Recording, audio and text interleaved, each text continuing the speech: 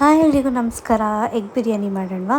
First ಕುಕ್ಕರ್ಗೆ oil ಹಾಕ್ಕೊಂಡು ಅದಾದಮೇಲೆ ಪಲಾವ್ ಎಲೆ, ಚಕ್ಕೆ, ಲವಂಗ, ಸ್ಟಾರ್ ಅನಾನಸ್, ಜಾಪತ್ರೆ ಮತ್ತು ಸ್ವಲ್ಪ ಸೋಂಪು ಮತ್ತು ಕಸೂರಿ ಮೇಥಿ ಹಾಕಿ ಚೆನ್ನಾಗಿ ಫ್ರೈ ಮಾಡ್ಕೊಳ್ಬೇಕು.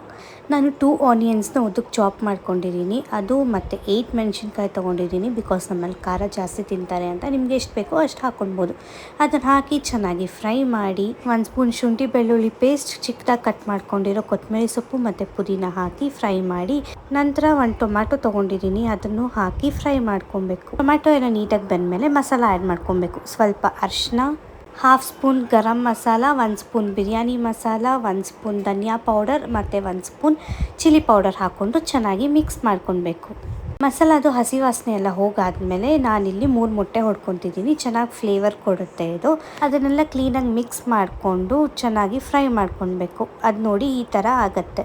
ಅದಾದಮೇಲೆ ನಿಮ್ಗೆ ಎಷ್ಟು ಬೇಕೋ ಅಷ್ಟು ಅಕ್ಕಿ ಹಾಕ್ಕೊಂಡು ಅಕ್ಕಿನ ಇದ್ರ ಜೊತೆ ಚೆನ್ನಾಗಿ ಮಿಕ್ಸ್ ಮಾಡ್ಕೊಳ್ಬೇಕು. ಅದಾದಮೇಲೆ ಅಕ್ಕಿಗೆ ಎಷ್ಟು ಬೇಕೋ ಅಷ್ಟು ನೀರು ಹಾಕಿ, ರುಚಿಗೆ ತಕ್ಕಷ್ಟು ಉಪ್ಪು, ಸ್ವಲ್ಪ ತುಪ್ಪ ಮತ್ತು ಮೇಲೆ ನಿಂಬೆಹಣ್ಣು ರಸ ಹಾಕಿ ಬೇಯಿಸ್ಕೊಂಡಿರೋ ಮೊಟ್ಟೆ ಹಾಕಿ 2 ವಿಷಿಲ್ ಕೂಗಿಸ್ಕೊಂಡ್ರೆ ಟೇಸ್ಟಿ ಎಗ್ ಬಿರಿಯಾನಿ ರೆಡಿ ಆಗುತ್ತೆ. ನೀವು ಮಾಡಿ ಟೇಸ್ಟ್ ಹೇಗಿದೆ ಅಂತ ಹೇಳಿ.